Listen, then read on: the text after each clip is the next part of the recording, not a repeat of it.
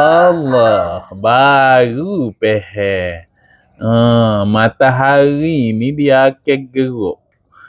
Ya akan duduk alik ni.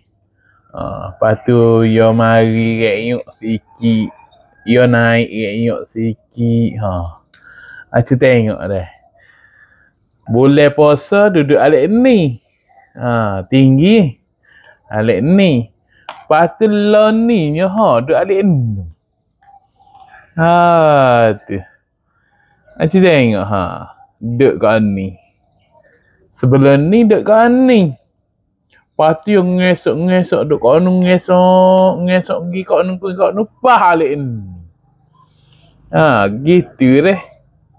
Allah, ingat ke dia akan duduk tempat tu lah.